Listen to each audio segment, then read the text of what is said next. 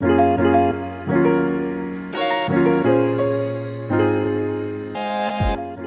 to the People's Guild. If you are invested in Splinterlands or if you are just curious about Splinterlands, then this podcast is for you. Well, welcome back to the People's Guild. Another week, another episode, and another fantastic guest. We've got one of the top investigative reporters in the community. You have probably seen him answer questions you hadn't even thought of on YouTube. He's got a fantastic following over there. He's also stirring up some pretty regular and insightful conversation across the world of Twitter. We've got Tales from the Cryptmancer visiting the People's Guild today. So welcome, Tales. We appreciate you stopping by, taking time out of your busy schedule to spend some time with us. Absolutely. Happy to be here and definitely a fan of the podcast. Just from my side, I'm very happy for the invite, and you guys are the only Splinterlands podcast that I listen to. So kudos to you and the work that you're doing out there. It's great. Wow. That's high praise indeed coming from you. Yeah, I also want to say thank you to you as well. Like, I think you just provide so much for the community, and, especially for people like me who don't necessarily have the time to kind of dig deep on certain matters. You are very vital for our community. So, and saying that, I would like to just ask you about your YouTube and just like, what was the catalyst for you starting your channel? And did you envision when you started that this would be the path that you would go down? Not at all. I never thought I would actually have a YouTube channel. It's kind of weird. I didn't even really know how to spell crypto as of, let's say, last April of 2021. And I was actually, so I'm on the East Coast, and I was actually on the beach playing sand volleyball with some friends. And they were talking about, the craziest thing, Dogecoin and all this crypto craziness that was happening. And I was kind of like, what are you talking about? What is Doge, and what is crypto, and what are wallets, and what's Robinhood? What is all this nonsense? And so I was just kind of curious at that point in time, and did some investigation. And it ultimately led me to Splinterlands. Of course, it led me to Splinterlands too late. It took me several months to find my way into Splinterlands. But when I got here, I was really amazed by the game, by the team, by just the total package that's Splinterlands. It's an interesting combination of gaming with DeFi and play and earn. And at the time, it just really resonated with me because for me, I saw like the bigger picture of what this could be in the future and the vision, and that's what hooked me. And from that, so I started playing the game in late August of last year. And I think it was not too long after that, I was doing research. I was, just really totally immersed in understanding the game and getting better at the gameplay and in the, I guess, macroeconomic piece of it and how to kind of catch up. Because I felt like I was really behind, everyone else in the game. And I was like, well, maybe I can share, I guess, what I'm learning and what I'm researching and share it with others in case they could benefit from it. So it was really more of a project of passion and just kind of, seeing if anyone was interested in the game and some of the things that I was uncovering and, researching on my own. And that's kind of where the channel has just evolved. It's really just basically me doing research for myself in the game and trying to get better and, make the right decisions from a gameplay perspective, as well as a DeFi and economy perspective, and just sharing, my perspective along the way. I think if you're a viewer of my channel, you pretty much know that I'm pretty to the point. I'm not going to sugarcoat anything. I'll tell you if something's great, and I'll tell you if something's not so great. And that's kind of the channel. Well, I think I speak for, certainly us here at the People's Guild, and I know there's a lot of folks in the community that appreciate your candor and your hot takes. You're not often incorrect in kind of your speculations and data analysis, and It's not like you're throwing guesses and speculative hypotheses out there without having done the number crunching. So it's appreciated by us, it's appreciated by the community, and I think it's fair to say that the your approach to your data analysis has been very warmly welcomed, and it's certainly appreciated amongst the Splinterlands folks. So kind of looking back, you came in August of last year, and it's interesting that you say that you felt like you missed the boat, because I came in a good 5-6 months later, and I certainly had that feeling, looking at Untamed sitting on Hive Engine for $40-50 or something like that at that time, and seeing the Kitties and Yodens just absolutely obliterate me as I tried to climb the ranks in bronze, silver, that sort of stuff. And it kind of feels like the tables have turned a little bit. Do you feel like, looking back at the last year, I think it's safe to say that the team has done a tremendous job in kind of leveling the playing field with, new cards, new abilities, and separating modern and wild. What do you think has been kind of the biggest shift in the balancing act that the team has played, and their attempts to kind of even the playing field for newer folks coming in? Yeah, I mean, if we look across the year as a whole, I think the team has made great progress. If you look at the game from where it was in August with Untamed sold out and where it is today, it's a completely different game across pretty much all aspects, at least from an economy perspective and a card perspective. Everything's changed. And I'll give you my first hot take for today's conversation is, I think if you were coming in, like if I was coming into the game of Splinterlands today, I would arguably be better off coming in now than in August of last year. The reason I say that is, right now we're in a bear market. Prices are depressed for tokens, for assets like nodes and cards across the board. And if you're going to come in and actually believe in the vision of Splinterlands and invest now is a perfect time. Like, the crazy value you can get with summoners like Lux and Yasik and Wraith, were meta summoners. Like, you can get those legendary summoners for so cheap. I remember when I came into the game in August, the state of the market was such where I couldn't afford like the basic summoners like Vera and Pyre and all those summoners. And I basically said to myself, I'm not going to invest in these summoners at these prices. I'm just going to grind it out. I was actually battling in gold because I invested in one summoner. I invested in Kretch, the dragon summoner with no abilities. And I basically just prayed for a dragon, battle so I could actually play cards that were leveled up. Because what I did is I leveled my cards at the time, not my summoners, waiting for Chaos Legion patiently. And then, my win rate in gold was brutal because, if I didn't get a dragon summoner, it was an automatic loss. But we didn't really have ECR back then, so it wasn't a big deal. You could just kind of brute force it and that'd be fine. But again, now I think, if you're seriously considering, Splinterlands as a long-term game to, be invested in, this is a great time to be here. Absolutely.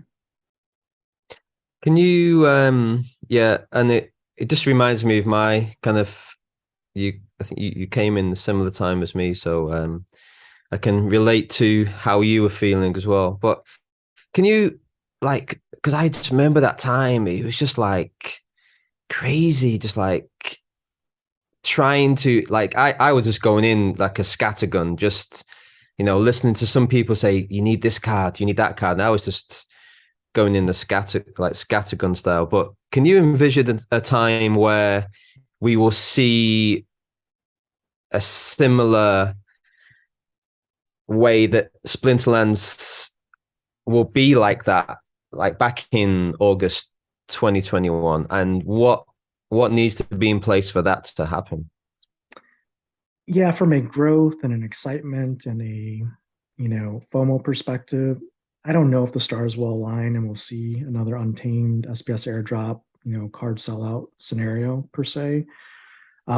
I think the future is still very positive for Splinterlands, but I think that was a unique experience. And to count on that happening again verbatim is probably foolish.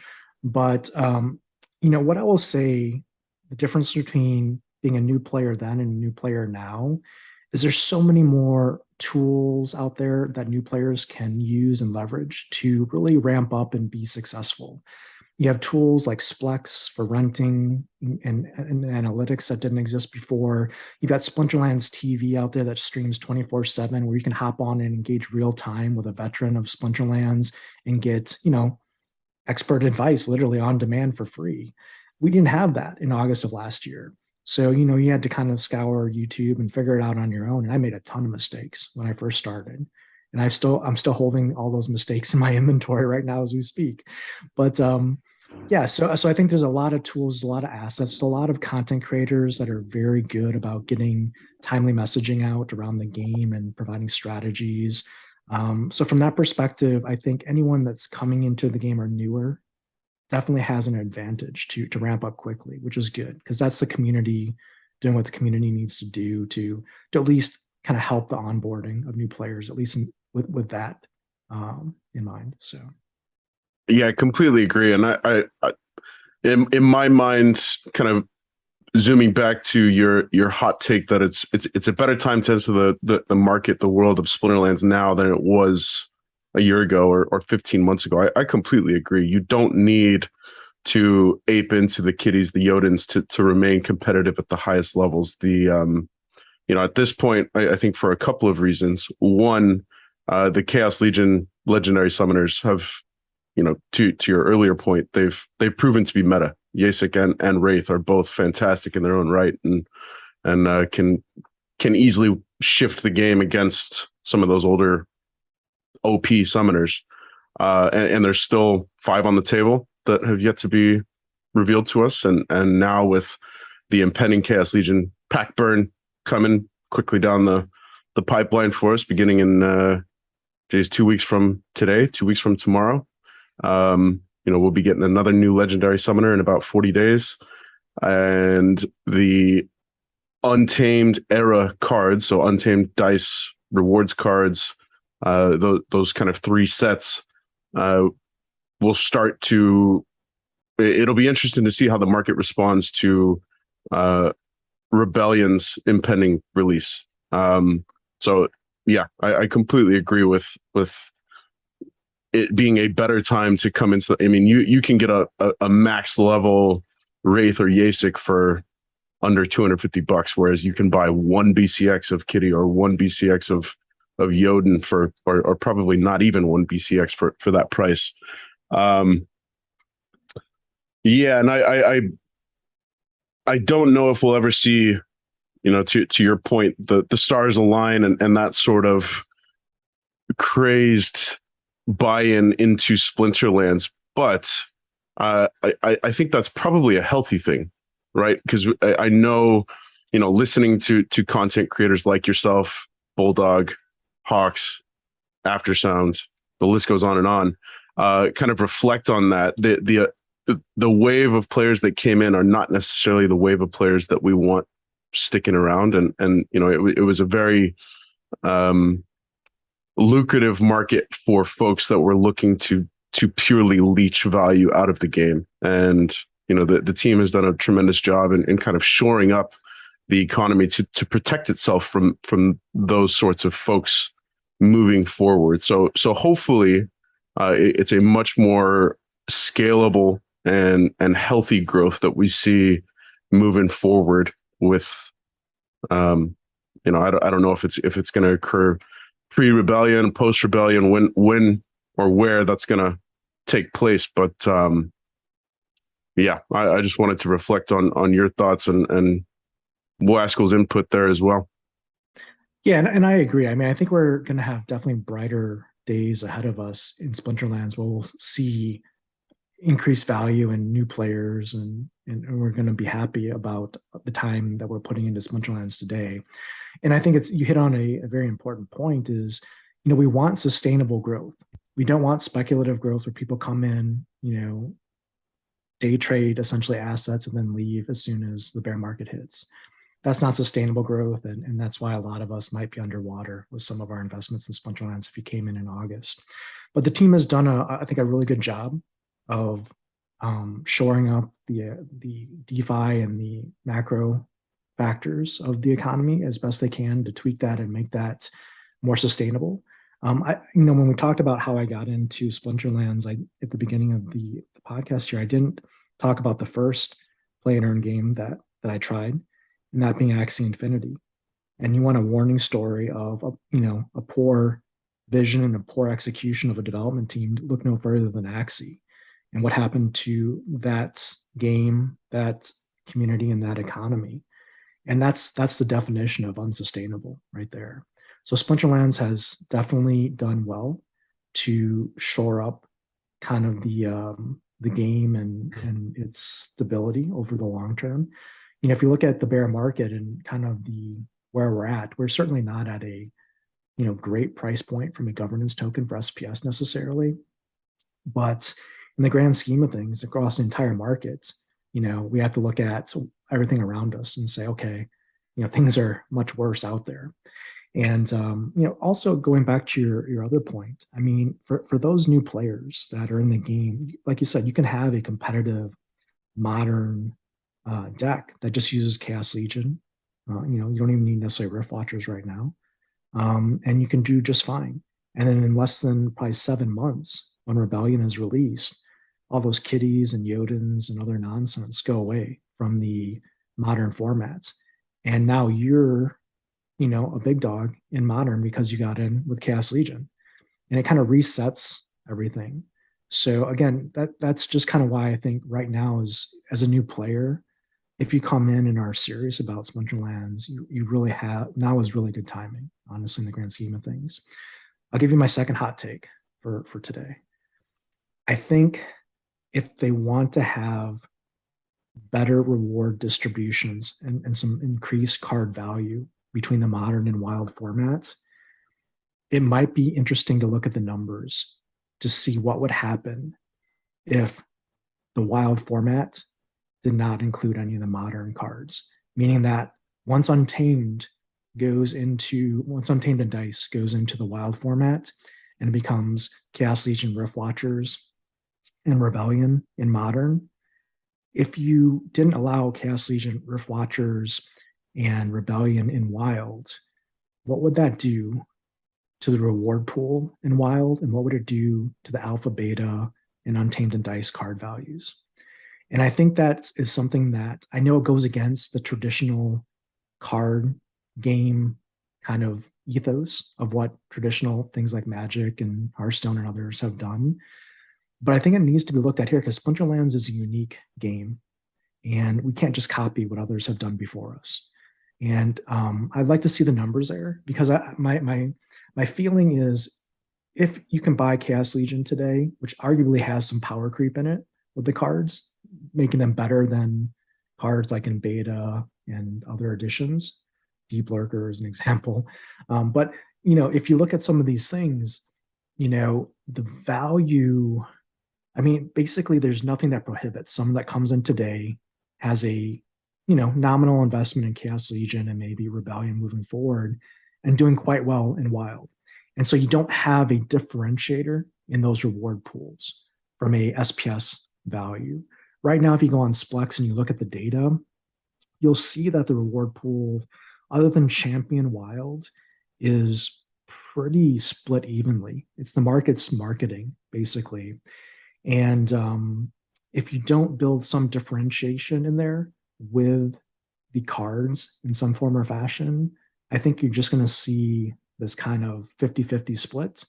And I think that's kind of an opportunity for improvement or analysis, at least at the very minimum. So why do you think, like at the moment it seems 50-50, why do you think that should change? Well, I think the team should continue to provide value to the older cards like Untamed Dice, Alpha and Betas. And, I think that's one way they can do that. Everyone says land is the way to do that, but land's just a graveyard for cards that can't be used anymore in the game itself. So I don't buy that land is a solution to, maintaining value for older edition cards. So by having it so wild, it truly was just the older editions and not the current editions at the current pricing. It truly differentiates the reward pools from each other and makes it so, like, if I'm a new player, like if I just came into the game today as a new player, I'm not touching any Untamed or Dice cards or any Alpha Beta cards. Not a chance. What does that do to the market? It depresses the market. If you go and look, you can get Vigilators for less than, Wraiths. I can buy Dark Wands and Krakens for less than Yasik. Should I be able to? I don't know. That's a good question. But I guess what I'm saying is, unless there's something that's done to encourage, a division or some rewards longer term, then you're going to continue to see erosion of those assets that, is not, again, sustainability you have to look at. You have to look at cost of entry and sustainability. And again, there's people on the team much smarter than I, Matt and Pluck and others that can do the analysis. But it's something that I think should probably be at least looked at, along with other things that, I'm sure we'll talk about today, ratings or other issues. But yeah, dude, you make a great point. I love that saying about the cards becoming like a graveyard. That putting the cards in just becomes like a graveyard. And I'm just wondering, like, when we think about like the new player experience, like we've kind of discussed this quite a few times on the pod, and I was just wondering what your take would be, like, if you were kind of to implement an idea for this new player experience, what would you do? Ooh, well, I think first off, let me just say that the new player experience right now is not great. If you try to battle with, a minimal investment in bronze or silver, it's rough. Just even getting out of novice, with just minimal cards is challenging. It's a coin flip at best. And as a new player, the problem, I think, and it's one I've mentioned for quite a while now, is the problem is Splinterlands as a game experience shines at gold level and higher.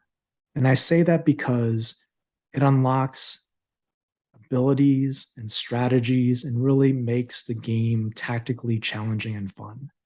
If you're playing with, 12, 14 mana matches in novice and bronze with no abilities, the game is not fun. I'm just gonna be honest with you. It's not fun. It's not a fun game. So I've always kind of been an advocate for creating like a sandbox mode that didn't reward any rewards. It was just there as like a sandbox where you could play all the cards at all the levels and just enjoy the game with no rewards and no play and earn. I think Weirdbeard has brought it into, the ghost card tournaments as a way to do that as an interim kind of fashion. And I think that's a good start, for new players to look at that. And there's been talk about a subscription or a battle pass to unlock, better new user experience. But new user experience is definitely something that needs to be looked at. There's also the mobile aspect as well. I think is a huge part of the new user experience. If you're not, mobile friendly or mobile enabled, it's a barrier for new users, or at least mass adoption. And hopefully with tech modernization, that can come to fruition sooner than later. I know it's not been a priority for the team, but if we want that mass adoption, it needs to be in place. But for me, I don't really look at the new user experience as necessarily being a focus or the number one priority for the development resources right now. Again, I don't control any development resources at Splinterlands, obviously, and would be silly for me to even suggest anything. But if I could say one thing that I'm feeling as a longer term player of Splinterlands, is I feel that they need to deliver on existing promises before doing any new ventures or new experiments. Because right now there's a lot of unfulfilled promises out there in the ecosystem that we've all essentially paid for in some form or fashion, or at least in many cases, that has no clear ETA and no clear return or reward for investors. And some of those, I can just give you some examples. You've got, well, the first two are obviously not new. It's land and boss battles. Boss battles doesn't even have a status on the roadmap. And land phase 2, which is the actual playable land, is at 2% complete 2 years in. So I would say land should be the number one focus. If you get land right and you deliver it to what people think it could be, you don't have to worry about new user experience. The users will come. It's kind of like the field of dreams, right? Build it and they'll come.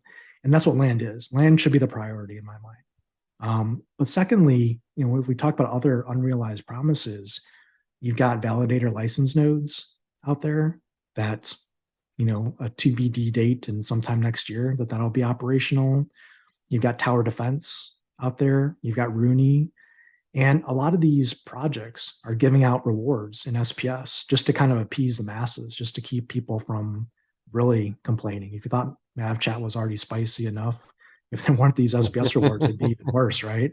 So they're kind of just giving candy out to the kids to keep us quiet. But, it goes back to, there's a lot of stuff going on. And before we can bite off any more big projects and ideas, let's at least, hit the single before we hit the home run. And let's get on the board. Let's get some points on the board. And, if we talk about this kind of related, if you look at nodes, the validator license nodes, the concept of validator license nodes kind of came from the Gala ecosystem. And one thing Gala has done with their node system that's been, I guess, pretty, I guess, positively received is, they airdrop NFTs for their games to node holders. If you're a node holder in Splinterlands today, they're not cheap. They're maybe $1,500 to $2,000 or more investment in Splinterlands. And yes, you're getting passively vouchers and SPS, right? But you're not getting anything outside of that for that investment. And that could be something that, should be looked at, as a community kind of benefit to investing in the nodes and the infrastructure and decentralization of Splinterlands. And then let's also talk about titles, right? Titles, these are also given out like candy, just like SPS these days. You've got Riftwatcher titles, you've got Tower Defense titles, you've got Splinterfest titles, but no one can tell me what utility or benefits titles has in Splinterlands with the SPS airdrop over, other than just appearing next to your name in the game. It's just flair on your name. So as one of the rarest NFTs in the game, as far as number of mints, you really should look to reward the Splinterlands players and community members that have invested the most in your projects with these kind of large Riftwatcher purchases or tower defense purchases or node purchases, or gone to Splinterfest and went to Vegas. Give us a direction, some benefits, give us an idea of what is going to be useful here. Otherwise, it's just kind of a benefit that's just smoke and mirrors and really have no value.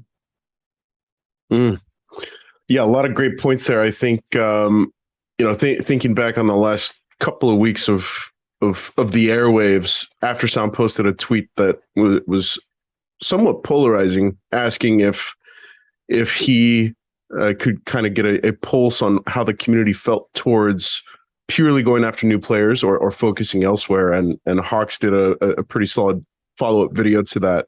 And I think you pretty much summed it up nicely in terms of there's a lot of unfulfilled promises on the table that I think, and I completely agree that the team needs to see through to the finish line and start bringing to fruition for the community that's been, kind of waiting patiently for that stuff. And, yeah, it's great to see these proposals getting acted on quickly and kind of somewhat shoved into the pipeline for the community to place votes on and that sort of stuff. But there's those bigger game changing pieces that are, we're all kind of patiently waiting for.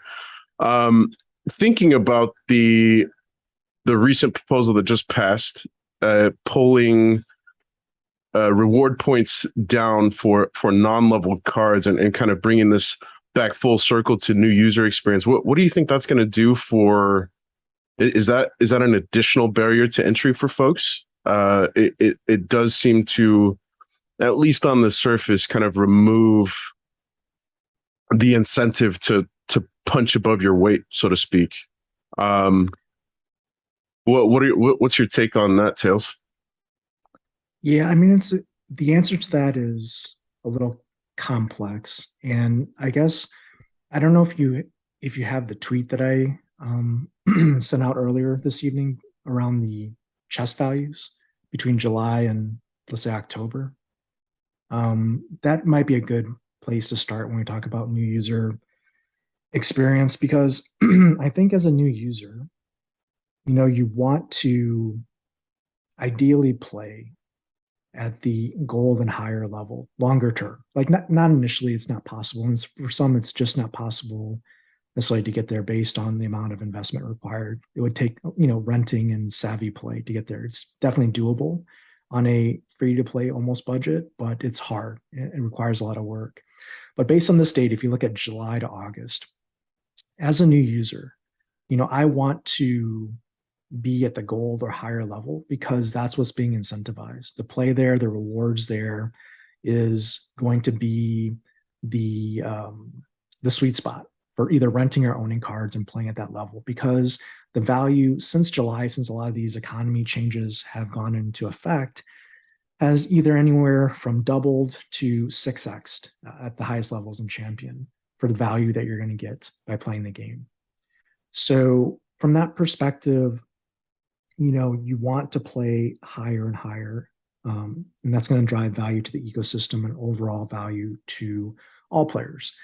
But going back to your question is, does the new proposal, create a, I guess, untenable barrier for new users to get past? And I think it definitely doesn't help necessarily, but you have to have the vision. You have to understand what the game's looking to do and how it's incentivizing you to do so. And if you can see that, and if you can battle out of silver, and you can battle out of bronze, and you can get into gold, you'll see those benefits over time. And this is not something that's going to happen overnight. You're not just going to wake up one day and say, boom, I'm making hundreds of dollars on Splinterlands daily. That's not going to happen. That's not realistic. And that goes back to the sustainability topic that we originally discussed. But I can tell you the impact it's had on me since it was introduced. So for context, I have one main account that I take the champion every season. And then I have a bot account that I use as an alternate for rentals, like cards that I basically can't rent out on Splex. And I use Archmage just to play that account. And it gets into like gold 2 every season historically, using just basically cards that aren't really rentable, but they can, through Archmage get into gold 2. So I just use the account to basically farm reward cards instead of renting for DEC. It's basically an alternate method to earn passively. But what I've done as recently as today on that account with the new rating changes is I've gone through and I've leveled cards up to silver level so they can continue to earn full rewards at the gold level through Archmage, because I think that's probably the right thing to do. And regardless of if the bot is profitable or not, if, for example, it doesn't do well and I need to rent out the cards, now I've got the cards at the right level that the broader ecosystem will want to rent. So I should still, see the rewards of leveling those cards up over time.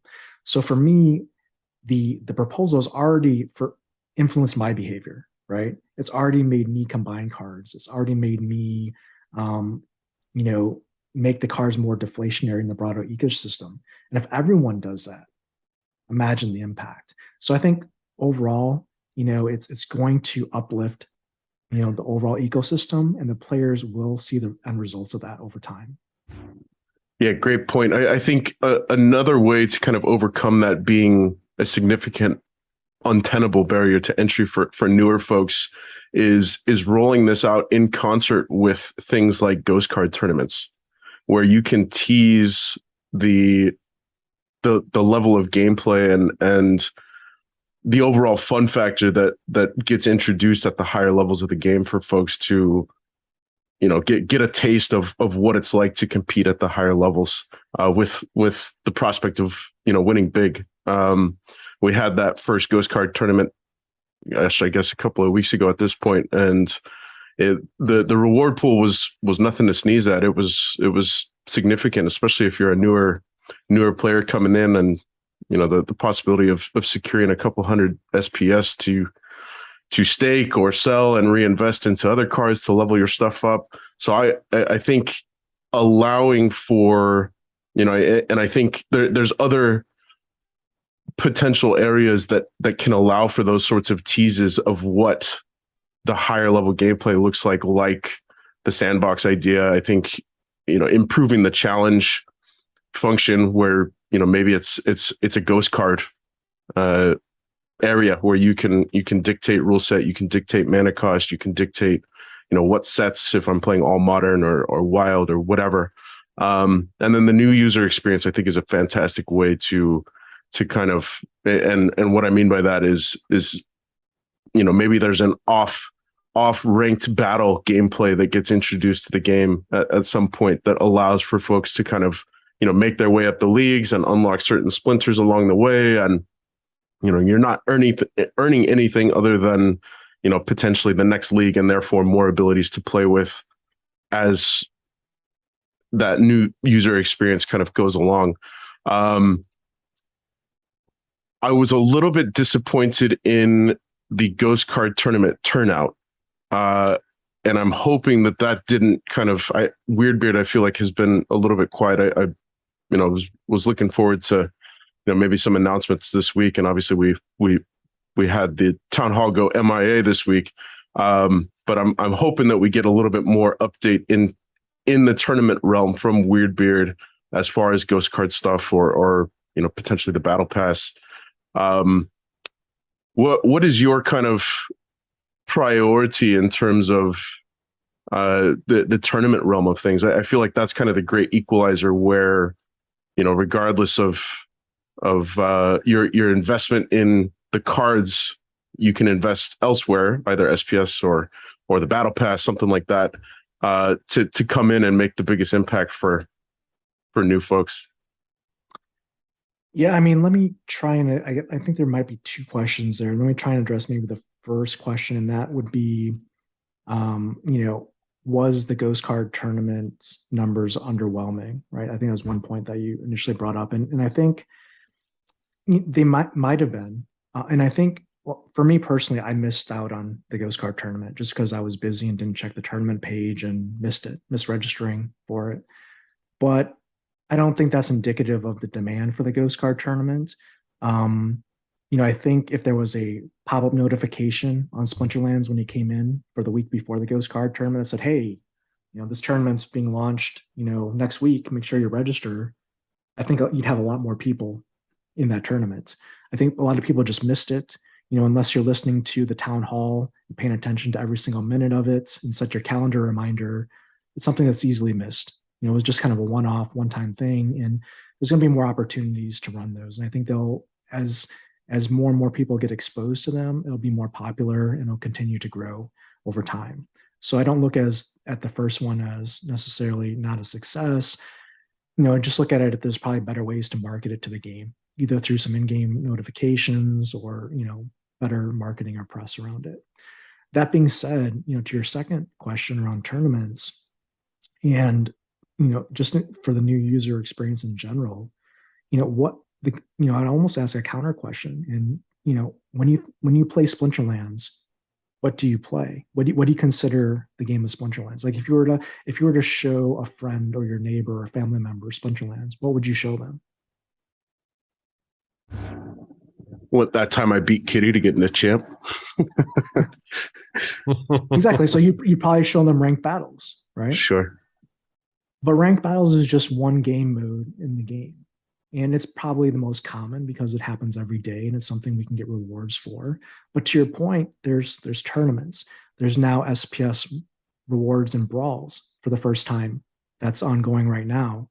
So there's other game modes that you can excel at and can participate in.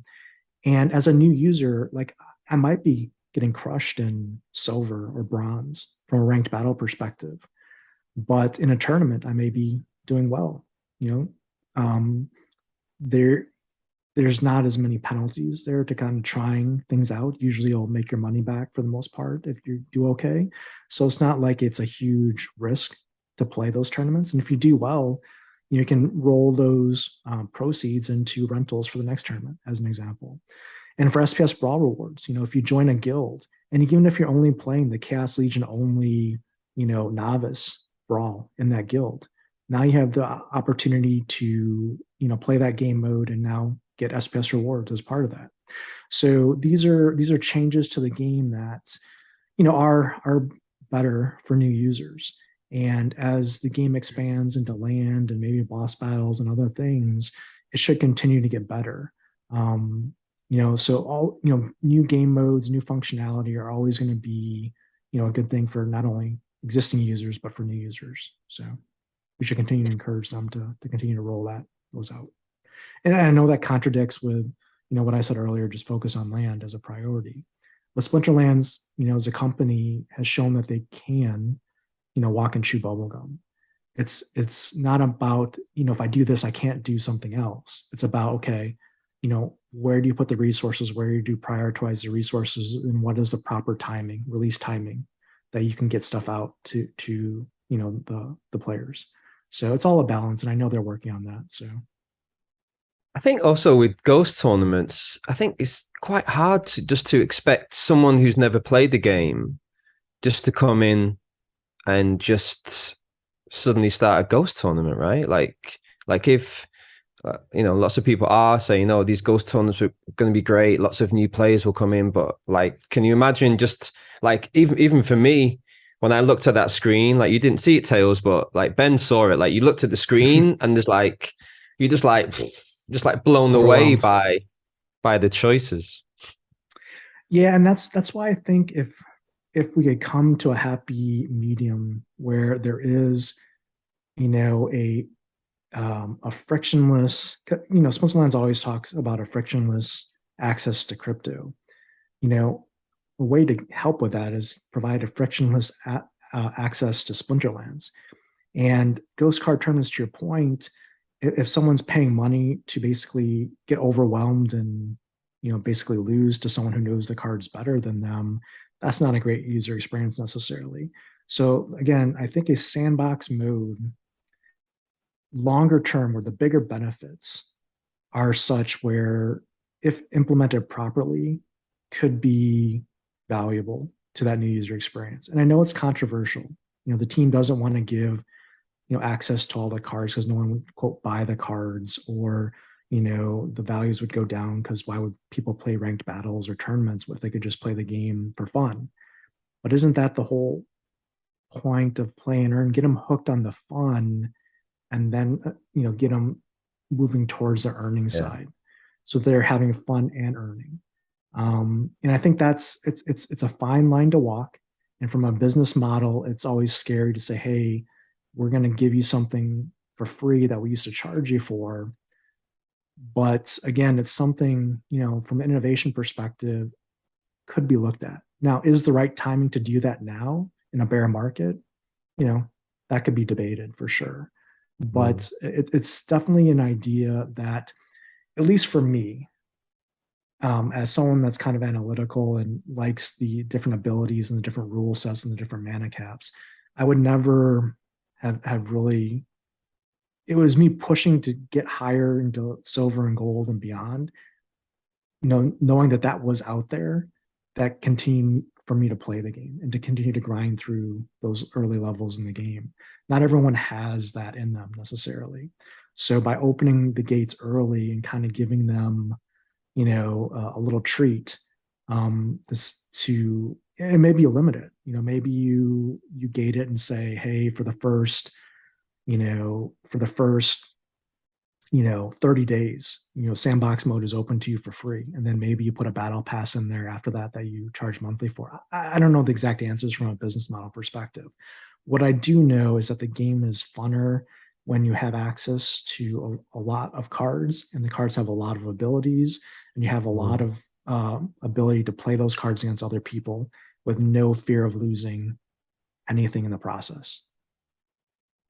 Yeah. How about you personally? Like you, the player, like what do you focus on? Like, is it tournaments? Is it ranked? And like you really got a great kind of way of delving deep into the economy of the game. Do you do the same when it comes to analyzing gameplay?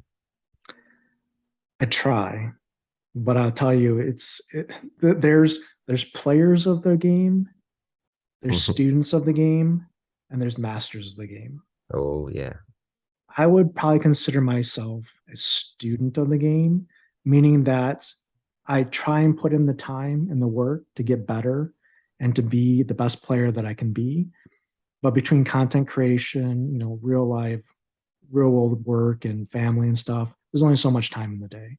So I just know my limits to be like a top player right now is going to take time. Like let me give you an example. Like 4 seasons ago, I switched from playing Wild into Modern. It took me a full season to really understand the meta changes that exist by switching from Wild to Modern from a team composition perspective. And that was just the basics. And then it's taken me the last probably 3 seasons to really kind of fine tune my optimal teams and kind of ABC strategies for my opponents. So, from that perspective, I'm able to get to champion each season, but it's a challenge. And there are a lot of good players out there that definitely put a lot of time and effort into really understanding the game mechanics, the meta, the different rule sets, the different mana caps, what are the optimal teams. And, there's also RNG in the game as well. So even if you put the best team out there, you're not guaranteed to win. And, that kind of leads to another conversation, which is on the ratings and how that rating point system works for league levels and stuff like that, which is totally different topic. But, that's an area for improvement, I think, as well for Splinterlands that should get looked at. But, going back to your original question is, for me, I try and be a jack of all trades when it comes to the game. I do tournaments, I do brawls, I do ranked battles, I do the economy. I try and do everything because I really enjoy Splinterlands. Am I an expert at any of those? I mean, probably not. Can I hold my own? Yeah. Brilliant. So you just mentioned the economy. We've touched on it a couple of times. Let's shift gears. So one of the other recent developments from this week is DEC getting removed from liquidity pools in favor of SPS being the only token that's paid out as a reward for those. We've kind of seen, looking at DEC's market price over the last 30 days, it peaked maybe about a week ago, 10 days ago at just above 0.0009, and it's kind of fallen back down and seems like we've kind of plateaued for the last week going into Lux Vega with just below 8. Where do you see? I'm asking you to look into your crystal ball a little bit here, Tails. Have we done enough to push DEC back to the soft peg? And how? What is your kind of best estimation on time frame to achievement?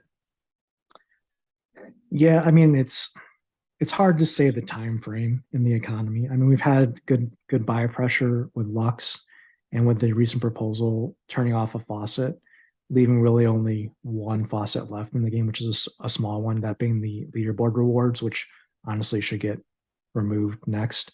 Yeah, so the the answer is in. DEC will go back to peg. It's just the question is in what time frame? There was a lot of DEC printed during the SPS airdrop over the last 12 to 16 months or whatever it's been. And so that's going to take some time to soak up and for the market to absorb that and to get on to SPS burning for DEC. the team has been very clear that they're going to incentivize that behavior and provide benefits to the community to make that happen. And it would be, I think, a bad bet to bet against Matt and the team when they're telling you exactly what they're going to do. So from that perspective, I do think DEC will get the peg. Again, the question is just how fast it'll get there. And, I couldn't even begin to guess that. The markets do what the markets do, and there's whale games and there's other things, and, it'll get there. Let me just put it this way. I wouldn't necessarily buy, put your life savings in DEC and your mortgage of the house and hope it's going to get there by, spring. But, longer term, if the game's successful, you'd be all right. Not financial advice, of course, but. Yeah, I think could be a concern, right? Like, when is a great question, right? Nobody knows. And just with the amount of liquid DEC in circulation, like, I just wonder how long these like whale games could last, right? Like, that's like anybody's guess. I think also another interesting point, like why I saw like video with Aftersound, and like he was talking about why DC recently got that big pump, and it's the team has been like buying like DEC, right, with the proceeds from the Rooney. So it's kind of just quite an interesting topic of conversation, that as well. Like the team, like the reason why it's going up is the team. So like this is like another question I have for you. Like, do you feel that the motion set in place with regard to the economy sufficient to help it grow? Or like, what would you, like, if you were in Matt's shoes now, is there anything you feel that the team is missing, like any final pieces of the jigsaw? Well, going back to your first kind of comment there, is that the team, use the proceeds from Rooney to buy DEC. Yeah, I mean, why not? I mean, the team knows that if Splinterlands, the company, is going to be in business, the game will be around. So why not buy an asset that's, let's say, 0.8, to the dollar, when you know that over time your goal is to get it to $1. It's a 20% free return for buying the asset now and helping it get to peg to $1. So that's just a no-brainer. It's not, I would say, irresponsible like, other things in the business right now with FTX, for example, with their margin stuff and all the shady stuff happening there. In this case, Splinterlands is saying, hey, we believe in our long-term success, and we're going to put our, money where our mouth is, and, eat our own, dog food, so to speak. It's kind of like, Aaron Judge betting on himself this last season. He could have got injured or he could have underperformed, but he didn't. He bet on himself because he believed in himself, and he's probably going to get paid a lot more. So from that perspective, I mean, I think the team is, doing stuff that makes sense. And the second part of your question being, remind me again, Wasco. Yeah, like what would you do? Like, do you believe that? Yeah. So Matt has a tough job. I mean, I think slow and steady wins the race when it comes to adjustments to the economy. The team has made a number of adjustments, and I think they've all been pushing the economy in the right direction. You want to have the right data and the right modeling behind that before you make those adjustments, because it impacts, obviously, a lot of people, and it's a complex economy. So you don't want to do stuff just willy-nilly. And then because it makes, you lose trust, and the economy goes up and down, and it's all over the place. So I think slow and steady, incremental changes that move the needle in the right direction over time is the way to go. I think the only time you would want to put in a change quickly is when you see something that's broken, like an exploit, like what we saw earlier with bots, extracting value out of the ecosystem with starter cards. That went on for far too long before it was addressed. And to be fair to the team, they had other fires they were putting out, just trying to keep the servers up and running and roll out Chaos Legion and other things. But it was missed. But at the same time, I think as a community, a lot of us brought this up as an issue to the team, and they listened. They understood that this is a concern. it is perhaps a problem. Let's look at it. They looked at it, they understood the problem, they acted on it, and they're fixing the problem. And that's all you can ask for. I would be concerned if the team were made aware of the issue and did nothing. And that's kind of what happened with Axie, right? As an example, if you look at kind of the tale of two cities. So from that perspective, I think the pacing is fine. Some would say it's too fast. Some would say it's too slow.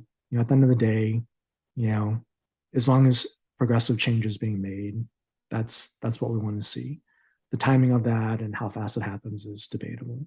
But I think what they've done, in introducing the DAO, and I know the DAO governance is another, contentious subject in the community, as an overall topic. But, the team is putting proposals in place that have the long-term vision of the economy and the game at heart. They're not, now granted, some of the proposals are maybe not perfect, but all of them you could make, solid pros and cons on pretty much every proposal to say, yeah, I understand. Here's the pros of this, here's the cons of this on both sides. So from that perspective, yeah, I think they're doing the best that can be done. And to be honest with you, what game have you played that you as a player of the game can influence? Other than Splinterlands, I've played zero. So, yeah, I would say that's true of any business that we interact with, right? And I think that's, you just mentioned the response from the business, the leadership team at Splinterlands, and they're very acutely aware of what the community is saying and how we as the community are responding to the actions of the team, and where are we calling for subsequent change to come. And I think Waskel and I, we've talked ad nauseum as parts of the community around our attraction to the transparency of the team and the way that they listen to and respond to the community's thoughts, concerns, wishes.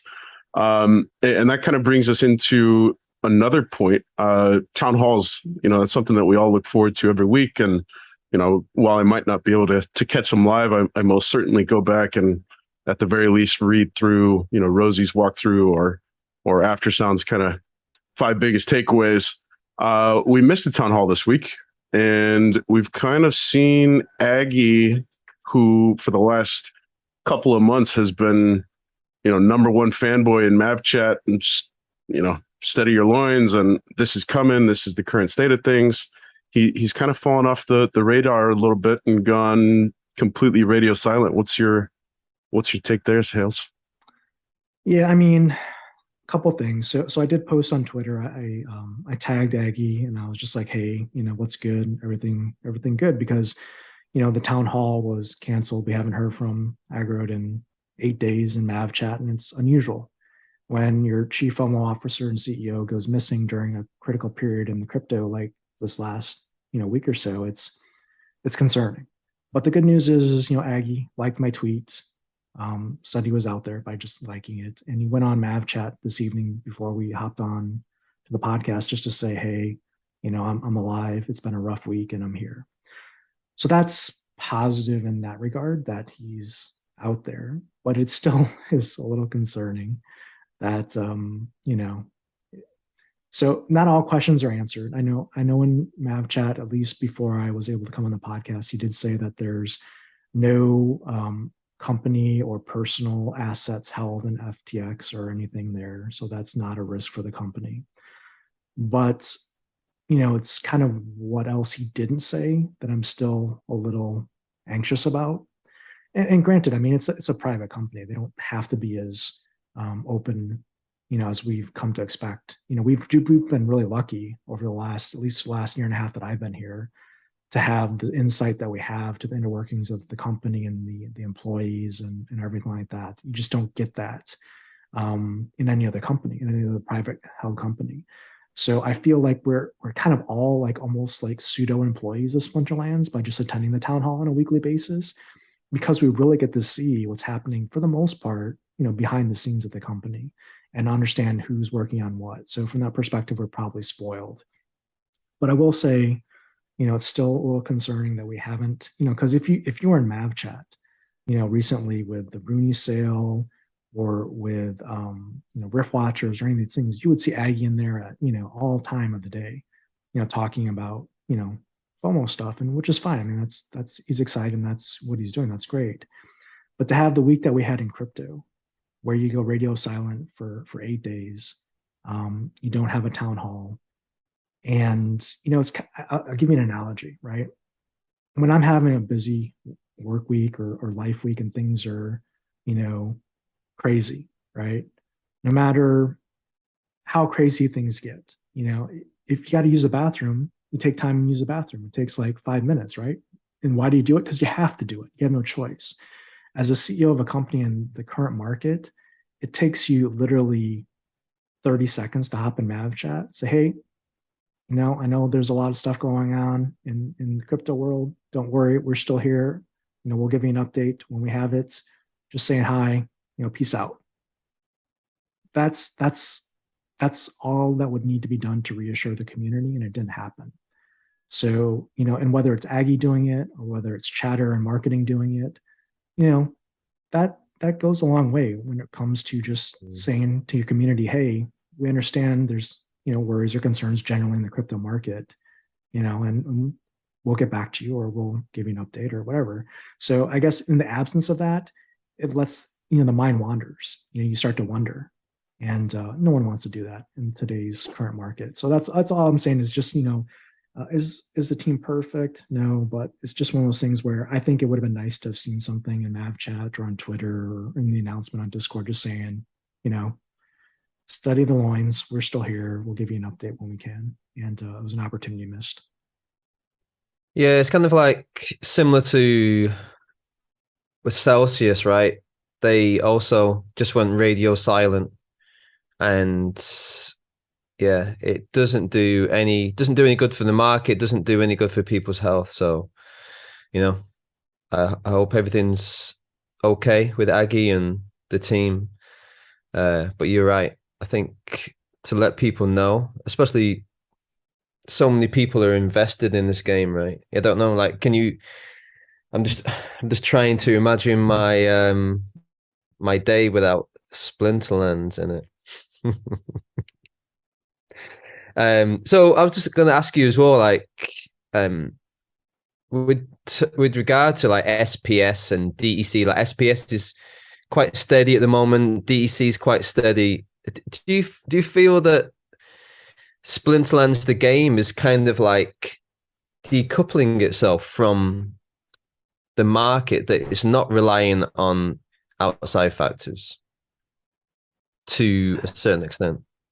I'm not sure exactly. Like, I haven't compared the overall market performance in the crypto market generally to Splinterlands, but just looking at the Splex dashboard, for example, the 30-day return on SPS is down 31%. Nodes are down, 40? Let's see. I guess it's technically like almost 36%. So the general Splinterlands assets, other than GLX, which is not directly a Splinterlands asset, but close enough. I mean, most things are down about 30 to 35%. So, I don't know how that exactly correlates to the rest of the crypto market, like with Bitcoin and Ethereum necessarily. But, we're not insulated from crypto macro economics. Like if Bitcoin all of a sudden was, under 13K overnight, we would definitely feel that in Splinterlands. We're not there yet. So let's take this opportunity. You just mentioned GLX. Let's take a little bit of a turn here and speak about GLG, GLS. The huge return that you're getting for staking GLX at the moment, what you can get on secondary markets in exchange for the token. I know you posted a video a couple of weeks ago, Tails, regarding, kind of general, not financial advice, but general strategy that could be employed if you are looking to take advantage of GLX over the next 12 months. What are your thoughts on GLX? And obviously, I think I speak for everybody in saying it's not a sustainable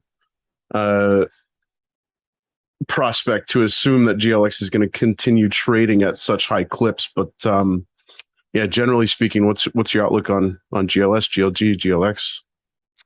Yeah, I mean, there's so much there to unravel. So let me start by saying anything I discuss here is obviously not financial advice. I'm just some guy on the internet. Definitely don't listen to me. But when it comes to GLX and GLG, right? It's a complex equation, and really right now it's a lot of speculation.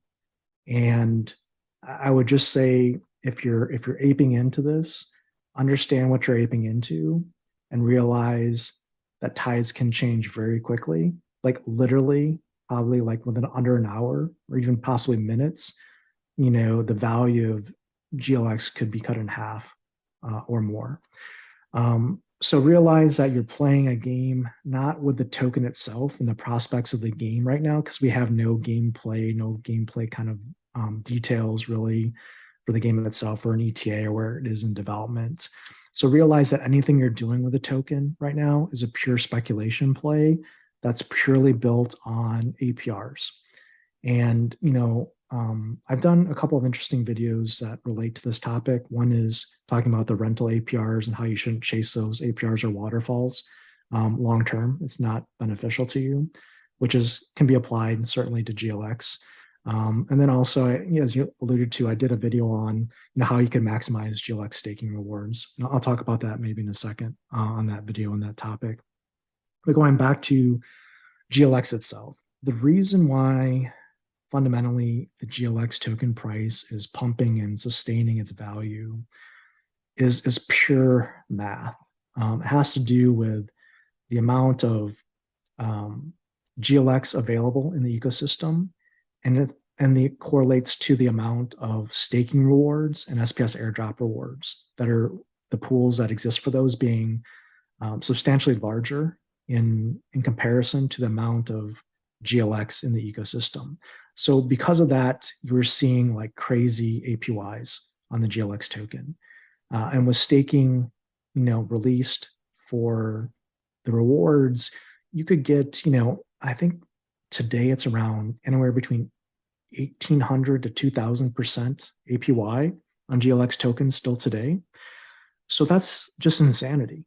Like literally you can, if you had GLX, you just stake it and all of a sudden, boom, there's more GLX out of nowhere. There it is. So it's basically free money right now. And that's why everyone's so excited and FOMOing into this, is because they basically see these crazy APYs and they see, the Genesis League website and they go, oh my gosh, in the last hour, I made all this money basically, because they're looking at the current price of GLX in Hive Market and they're looking at the APY and they're seeing just that counter tick up. And so you have this kind of repeating effect where your decision as an investor, if you have GLX staked, is, well, do you restake and compound those rewards? Because remember, compounding is so powerful, especially when the APR or APY is high at the beginning.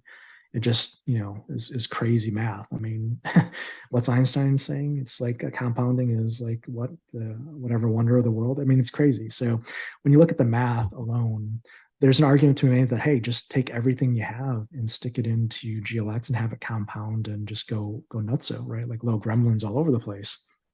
And there's, certainly the math, holds up to that statement to a certain point in time. Especially where GLX as a token price is holding stable or increasing. It's kind of a no-brainer. You just have to realize it's kind of a house of cards. And when it collapses, and it will collapse at some point, it will go down, where are you at then?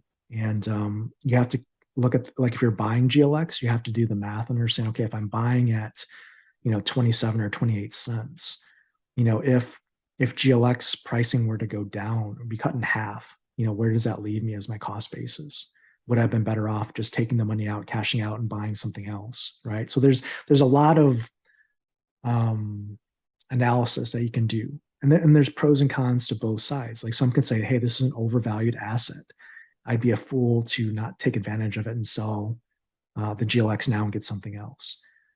The only problem then when you look at that equation is, well, what's the opportunity cost of doing that? What asset in Splinterlands could you invest in now that will give you near-term rewards equal to GLX? And the answer is none. But if you look at the whole equation, right, you have to say, okay, if I look at the data to say, would I exit GLX at the beginning of December, perhaps when they introduce the pack staking rewards, which was what my video was about, the pack staking rewards, because that's the next shoe to drop when it comes to GLX inflation. Now, the thing to realize is that pack staking reward is only going to basically inflate the GLX supply daily by like 11%. So then you have to compare the 11% inflation versus what the price impact would be on GLX. Like if the GLX token price were to go from 27 cents to 24 cents, you're still probably better off with the pack inflation still, restaking GLX at that point. Longer term, if you advance the calculation out and you say, well, the token realistically might fall to a penny or 2 cents, let's say by next summer, when the game is released and maybe it's not doing well or it gets delayed or whatever, and the APRs go down and more GLX is out in the environment, et cetera, et cetera. Let's say the value goes down. You have to do the math to understand at what point, if you're a long-term hold, does it make sense to buy GLX and stake it now to either break even or recover on your investment? Now, if you're a GLX believer and you believe in the vision of the game, its ability to do partnerships and release other games, you don't care. You don't care if it goes to 1 cent or 2 cents in the next year, because you're in it for the long term, and your sole purpose should be just to accumulate as much GLX as fast as possible. And then that's an easy decision for you. So I guess the long story short is there's so many different variables, so many different perspectives, and so many different ways to play this particular moment in the market. It's kind of an endless. There's no necessarily right answer. It's, how do you maximize the investment? Because, even if you say I'm going to do the most conservative thing and I'm just going to take any GLX that I'm getting from my SPS, staked SPS, and just cash it out, it's free money. And that's the most conservative thing. You're getting, 27 cents per GLX token right now that you can invest in, Chaos Legion cards, for example, to max out your deck. So, there's probably no losing proposition right now. It's just how much risk you want to take on. And maybe I can also just segue that into one other conversation. And that's, if someone were to ask me, if I were to be selling GLX right now and not restaking it, where would I look to put, those assets and reinvest in Splinterlands, assuming I wasn't taking out of Splinterlands and buying like ice cream with it? And for me, I think there's a lot of options. Now, none of those, again, are going to provide the near-term rewards that GLX will provide you. But if you have a long-term vision, if you pull up that Splex chart again, you'll see that everything outside of GLX in the ecosystem is down tremendously, which means there's tremendous value. So what I like to do in situations like this is Splinterlands literally gives you a map to success. They literally publish a roadmap of what they're releasing and when they're planning on releasing it, essentially. And so I look at that and say, okay, if I were to have extra ice cream money that I wasn't pulling out of Splinterlands that GLX was giving me, where would I allocate it? And things that come to mind to me are things that are coming up on the roadmap. And that includes the non-card market, right? So things like totems, plots of land, titles, and nodes. All of those are down for the most part, except maybe titles, because that's not really measured right now. And all prevent buying opportunities. And also with nodes, no one really talks about it, but there's an APR increase on nodes because you're getting SPS, which is in turn also giving you in turn GLX. So while nodes have gone down, 35% or more in the last 30 days, they're actually APR. If you take out the impact of SPS dipping and vouchers dipping, the long-term perspective there, they actually had an increase in APR through the GLX indirectly. So that's something to consider. And also there's this unknown thing with nodes that, the team has said, there's going to be some kind of bonus or some benefit given to SPS node holders to translate into GLX or GLG or GLS nodes in the future. We don't know what that'll be, but again, it's something out there that provides value to nodes that may not be baked into the price right now because it is unknown. There's also, like, if you go into the market, you look at the value of wild cards like alphas and betas and those type of cards. They're all-time lows for prices. Like, if you just do a sort on legendaries and you do like alphas, like betas and promos and reward legendaries, like some of these prices are literally, they're the lowest prices they've been since I've been playing the game. Like Corrupted Pegasus at 54, you've got Lord of Darkness at 39 at BCX. These just, a month ago were much higher. So there's a lot of value that can be here for cards, perhaps. There's Chaos Legion packs. There's a limited time window on Chaos Legion packs. The burn's been approved. There's not going to be any more Chaos Legion packs for sale after March 31st. So that could be an opportunity. If you don't have your Chaos Legion deck maxed, you could take GLX airdrops and convert those into Chaos Legion cards for your deck and play with them. So there's that. You got SPS at near all-time lows in the market. And then you've got Rooney. Rooney almost at pre-sale mint prices right now on OpenSea. And, they're going to be coming to the game to be used by the end of the year is what's planned. So, it could be an opportunity to get a floor Rooney, to get the card at a price that's pretty low if you missed out on the whitelist. And that could be an opportunity as well. So there's a ton of opportunity right now, whether you're bringing in a new fiat or you're using GLX as a method to fund that. So again, there's no right answer on how to play GLX, but there's lots of good options. Yeah, you're still right, man. Like to give anyone, like to tell anyone what to do in this game is not the right call. Like so many people, everyone's just got their own little journey, right? Like me personally, I'm investing what I'm earning from GLX into, like you said, leveling up my my Chaos Legion deck as well. So I think, yeah, definitely. I haven't even thought about land as well, about the totems. That's like another one. But yeah, like for me personally, I'm just kind of, like you mentioned before about the legendary dice summoners and untamed summoners are going to be leaving Modern soon. So my personal aim is just to get myself in position, just ready for when that happens. Like try and get my SPS up to a certain level that is, I'm able to enter these tournaments as well. I think there's so many plays. So with that being said, land is on the horizon, kinda, whichever horizon you're looking from. But when it does drop, how is it going to change the way you view the game and play the game? It's an interesting question. There's so much unknown there, and I think land right now is all in our imagination. It's this, this fairy tale, savior of Splinterlands, and to each of us, it means something different.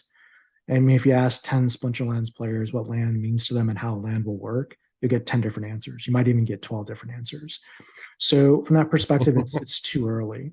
What we do know is that with the non-card market coming out shortly, we are hoping to have the unveiling of land plots, their rarity and the type and their location by the end of this year. And that could go one of two ways. It could leading up to there could be a lot of FOMO and land prices could shoot up overnight once that announcement is made on a town hall. Again, don't wait for them to announce it on a town hall. They published the roadmap. It's out there. You know what's coming. So maybe you're a week too early, but it's better to be a week too early than a week too late, or I guess even an hour too late, as the case may be when it comes to these prices. So plan accordingly. So there could be some run up to land once that happens, as people say, hey, this is the last chance for me to get land before the unveiling happens. There's also the train of thought that once land unlocking and unveiling happens, that there could be a flood of common lands for sale on the non-card market, similar to Rooney floors, being established and driving the price down. So you could make the argument to say that, hey,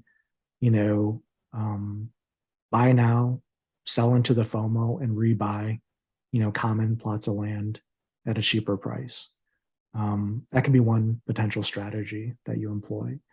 Or the other strategy could be just buy as much land as you can, hoard it, unveil it, and use it and mint items and spells forevermore. So, there's totally different ways to play it. But, Farpatrod has mentioned, who's I think the lead developer for land, hinted in Mab Chat that we're going to have some updates soon around land.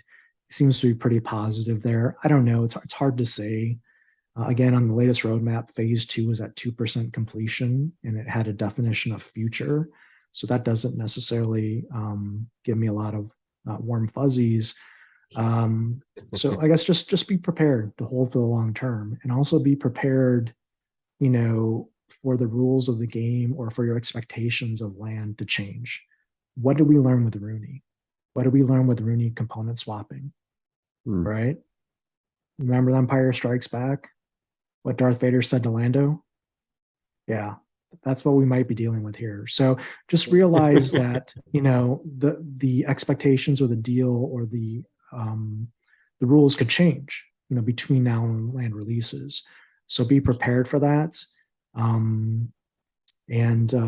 Just know that you may have wild hopes for land and hopefully they're achieved, but they may not be realistic at the end of the day. So just, we'll see. Could you just remind those younger viewers out there what Darth did say to Lando?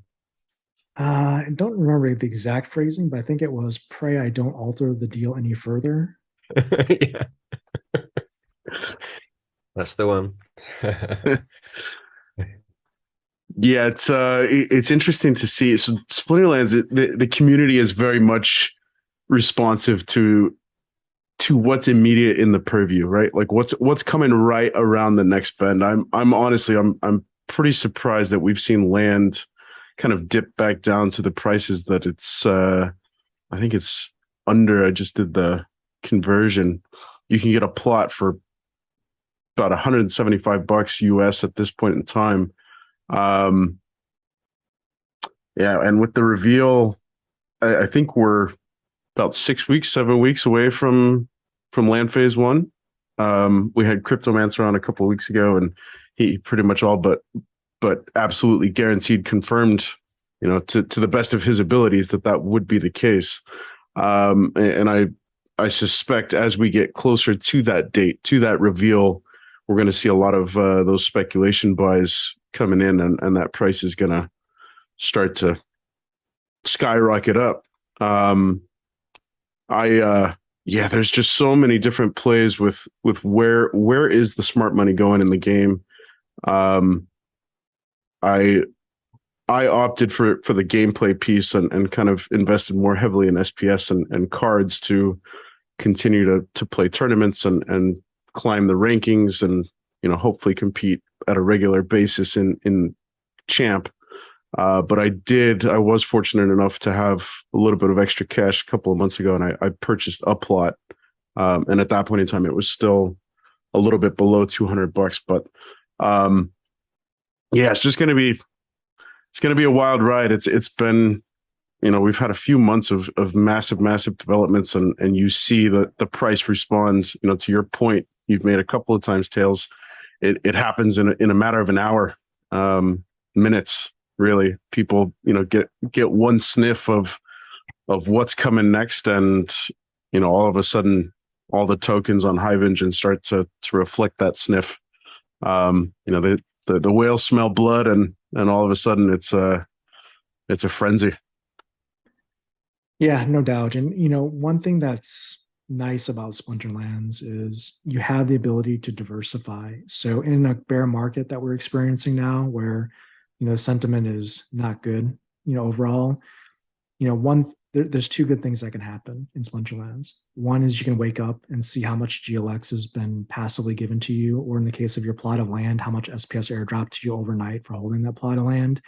So that passive earning is a nice constant reminder that the game's working for you, the ecosystem's working for you. And then even when SPS is at its almost all-time low or what have you, we as Splinterlands players can go into the game and still play with our NFTs and play the game and earn more SPS. So, if you're holding FTT, or you're holding the Cell token, or you're holding, Solana tokens or Solana NFTs, now is a really dark time for you, because you can't do anything with those except watch them basically get obliterated. But Splinterlands, even if the game's going through a hard time, you can still play the game, you can still stream it, you can still do challenges, you can still work with your guild. So it's for me, between the passive earning potential and the gameplay potentials, whether it's a bear market or a bull market, we have something unique here. Yeah, it's like many people saying they just, people involved in Splinterlands, it doesn't feel, or maybe after this week, maybe it does feel a little bit like a bear market, but the game is able to kind of, you make a good point. We're able to enjoy the game and gain from it. So that is great to have. And this week, another big news in our game, Splinterlands, was the dropping of Vega. So, question: Did you buy one, or did you manage to get hold of one? And if so, how is she?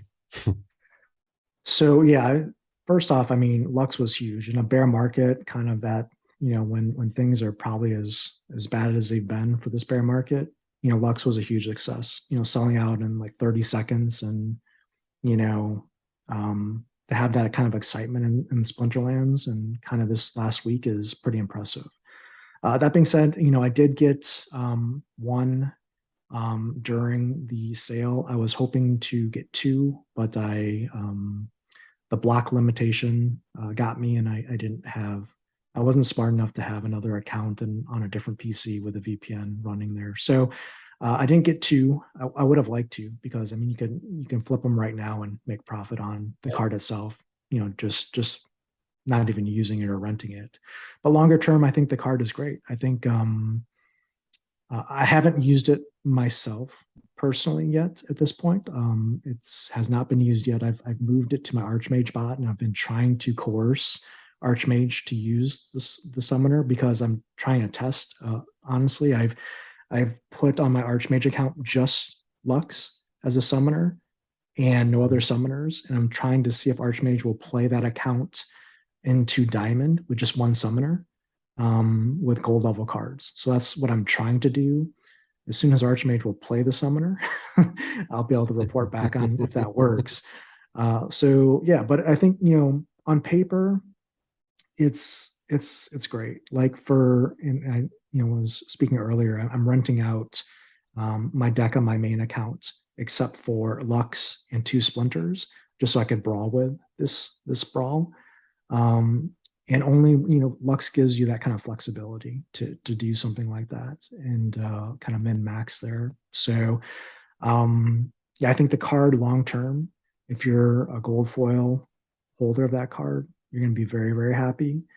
And just the utility, the flexibility of the neutral summoner, and the ability to use any splinter that's eligible, in battles with that is huge, coupled with being max level. So whether you're a silver player, a gold player, or higher, you're going to get benefit from it. So I really think the potential for that card's future is very high. And when you can get it at the time of the sale, roughly for about $70 more then you could buy Kellyo, a max level copy of Kellyo. It's a no-brainer. Like it's not even like, it's basically like back up the bus and buy as many as you could possibly get your hands on. So that's my thought. Yeah, I feel like worst case scenario. So I did not, we're based in Taiwan, so that time zone conversion was a little tough. It would have been, I believe, 3 a.m. for the drop, and my sleepy eyes probably would have missed that 30-second window anyways. But I was able to purchase a Lux off the secondary market for, I'm looking at the market right now, and I lowest BCX price is about $75 per. I was able to purchase one for cheaper than that, and kind of reflecting on my decision making process as I made my way towards ultimately deciding to pull that trigger. Worst case, I feel like it's a good investment from purely a collectible standpoint. The rarity, the scarcity, looking at the number of card NFTs that have been minted, it's just over 90% of the way there. So I'm assuming that there's still some folks from Splinterfest with coupon codes outstanding that would take it across the finish line. And maybe we end up, I believe, Tails, do you happen to remember off the top of your head what is it a week's time frame before the difference gets burned? Yeah. It's a week. Okay. Yeah. So we could end up with 10% short of what I expect some folks will come in and mint between now and the burn. But there's a good chance that we end up with under that 100% mint rate and have substantially less than 1,000 cards. So at worst, I feel like from a pure collector standpoint, it was an investment well made. And at best, it was an investment into a meta card that is going to be rentable and resellable well above purchase prices on the market at this point in time. Yeah, I would agree. I mean, it's a perfect example of scarcity meets utility. I've had some debates with some community members, recently talking about, value and scarcity. Just because something's scarce doesn't make it valuable. It's got to have utility and usefulness to really have value in addition to the scarcity. And with Lux, if you're at 1,000 copies of the card, like 1,000 playable versions, let's just say, or maybe less, if not all of those are used. When I went into Champion at the end of this last season, I was like kind of at the bottom of Champion 3, and on the leaderboard, I was like 300 and change, right? So let's just say there's between 350 and 400 modern Champion players. And let's say there's a subset of those, or maybe the same number of those in the wild format. That's roughly 600 to 700 players in Champion that definitely want Lux Vega, right? That doesn't account for Diamond. You could say in Diamond, there's probably twice as many players in Diamond as in Champion. So already just between Diamond and Champion players, you already have an excess demand versus supply. So that bodes well. And you can argue that right now we probably are at the lowest player base that we'll have in the foreseeable future. It's probably only going to go up from here. So those two pieces of the equation, congratulations. I think you made a good purchase. Yeah, I felt like, the closest, obviously this is the first neutral summoner. I don't know if Splinterlands will ever revisit that. But just the pure utility of Lux Vega, the only thing that I could think that would be comparable would be something like a Dr. Blight. And we all know how meta Dr. Blight is. He's, single-handedly can wipe out an opponent and win you a game. It's going to be interesting to see how the recently introduced, as of a couple of days ago, the new death mechanic is going to impact Blight's ability to turn the table on a game and scavenge those extra HP points for kind of crawling to the finish line as a win. But yeah, I felt like that was the closest comparable card in the modern cards that I could come up with for maybe a per BCX value. And we all know how valuable summoners can be. And summoners by far and away are the most valuable cards in the game. So I felt like being able to secure a Lux Vega for a price per BCX that is lower than what I've seen Dr. Blight going for, it was pretty much a no-brainer. For sure. Yeah. Let me ask you a quick question. Do you own Dr. Blight right now? I've got a level 3. Okay. I do too. Level 3, both of you? Excellent. Mm-hmm. Let me ask you this question. If you had a level 3 today, or you got a max level 4 in the future, would you ever sell Dr. Blight if you were still playing the game? No. That's a huge question. And go ahead and offer your thoughts there, Tails. Well, and the same thing could be said with Kitty. If you're going to play the wild format for tournaments and for ranked battles, if you were playing the game and trying to maximize your rewards in ranked battles and you had a max level Kitty, would you sell that card? I mean, I guess the answer would ultimately be, what did you buy in at, and what is the market dictating that price is worth now? And Sure. how much how much bang for that buck could you get in, if you're planning on sticking in wild and you're here just for the fun factor. I think Kitty is an awesome card to have. But we were talking about this actually off air throughout the last couple of weeks. Like, what's the strategy moving into a world where Untamed and Dice are removed from the modern leagues? And over the last few months in preparation for that, I've slowly been kind of picking apart my card library and selling off everything that is Untamed and Dice. And there's a couple of cards that I don't know if I'll be willing to part ways with. A la Almo is a great example. And I mean, smart decision would be to sell Almo at a high and reinvest that into something like, Rift Watchers or put that money towards something like a Lux Vega or something like that. But I guess, everybody's got their own play when it comes to, I think we've always got to bear in mind that Chaos Legion is going to be next on the docket for movement from modern to wild, and I think that's ultimately going to be your answer. Are you planning to try and sell Chaos Legion to stay purely modern league, or are you planning on continuing to keep that investment in Chaos Legion and play primarily wild? So I couldn't tell you. I love Dr. Blight. Right now, my answer would be no, I'm not going to sell him, but TBD. I think that answer about, I think we mentioned it before, right? If to sell Chaos Legion, you've got to have the people willing to buy those cards. And I think it's possibly not going to be like previous, where you're going to be able to receive a large sum for these cards, because like you've done, Ben, right? Your game plan was to kind of buy these Chaos Legion cards at a low price, get rid of your Untamed and Dice. And I can imagine the new players coming into the game should have that same game plan.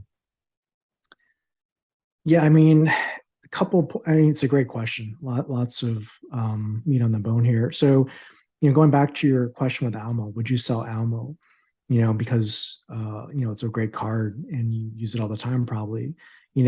Same thing with the Kitty and the Blight question. It's a hypothetical question because it makes you ask, what would have to happen?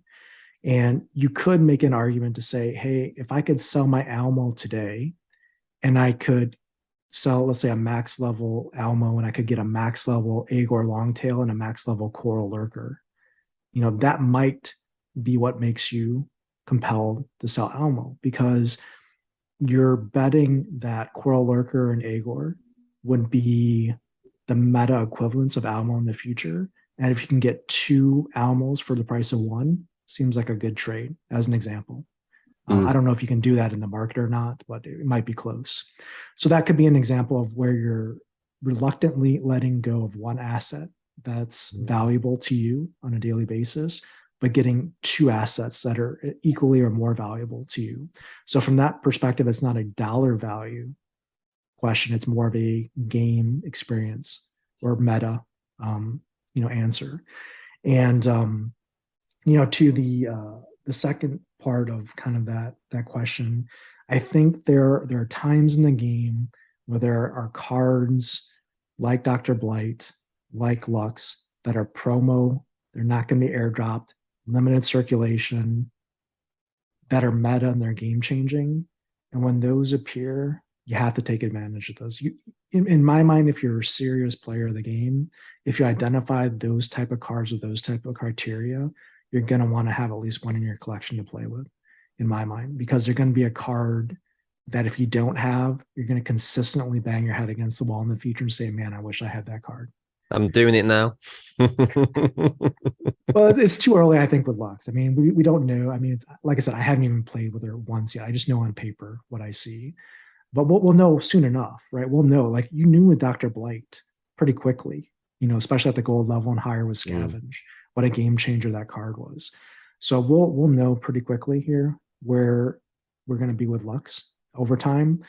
But to answer the last part of that question, what is my plan, for modern and wild, and where am I going to play and what am I going to do with my assets? I kind of made my bet a long time ago when it came to that, when I started buying wild cards like beta cards, like Kraken and other cards like that, like Ruler of the Seas and stuff like that. I pretty much made my decision and said, you know what? I'm in this for the long haul. I want to play in wild. I know I won't compete at the top levels of wild just because I don't have the alpha beta summoners. I don't have the untamed summoners. But there's certain meta cards that I can get access to that I think will make me competitive at that level of the game. And the reason why I did that is because I do believe in the future, Splinterlands will come to realize that there is benefit to making the wild format rewards enticing for people that have deep collections. And I'm betting that over time, the cards that are meta and required to be successful at the Wild League will pay for themselves in game rewards. Now, it hasn't happened yet. As we saw in the split, the rewards for the most part, other than the champion at the beginning of the season, between Wild and Modern are pretty even, and I think over time, I think that gap will increase. And depending, again, like we talked about at the beginning of the podcast, there could be decisions made in the future that make Wild even more rewarding, perhaps. So even without that change, I'm still betting that Wild is going to be a place that I eventually will want to play. Just for me personally, I've been playing in Modern just because I can have more success there, given my collection. But I'm still long-term not selling my wild cards, especially now because the market price is so low. It just doesn't make sense. I'd rather hold them at a loss than let them go, because anything I would invest in right now, I don't think would have the long-term returns that I would look for. Yeah, that's a really interesting take. I didn't think about that, but yeah, you make some great points there. I wonder, I was kind of thinking something similar, like once Chaos Legion does, get pushed down to wild, like there's going to be people who've invested in Chaos Legion, and then to reinvest in another set might just be a bit too much. So that is possibly going to be the play for me, and I can imagine some other people as well. But it's also interesting. I'm kind of interested. I always ask people that are playing in Wild how their Chaos Legion decks do fare, and the reply is always quite positive. They're able to, like, maybe what you were saying, maybe the upper echelons of champion, they're not gonna be able to, but they're able to kind of like competitively playing gold and champion. Yeah, I think there's certain cards that provide from the wild format today that provide team compositions and synergies that can't be replicated with Chaos Legion or Untamed cards today. And for me, if you can identify those today and have those in the future, they're only going to get more expensive in the future over time. So I'd rather have them now and than later. Because when items and spells come in, the game becomes more complicated. Having some like, let me give you an example. Having something like a fire elemental, or in the future, maybe like a Phantom of the Abyss. Some of these cards that are unique and not really replicated in other cards will give you an advantage for certain tournaments or battles that just your opponent's not going to be able to deal with if they just have, let's say, Chaos Legion only cards. So for me, again, like I mentioned, I'm kind of a jack of all trades when it comes to Splinterlands. I like to play the game. I like the UFI aspects, et cetera, et cetera, et cetera. So for me, I still want to make sure I have edges in the future when it comes to the battles and the tournaments and the ranked battle play.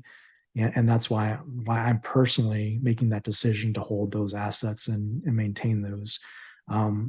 It's a decision that, could easily have gone the other way. I could just say, hey, I'm just going to sell everything that's wild and just only invest in modern moving forward, and then cycle out of, modern every single time to reinvest in the next set.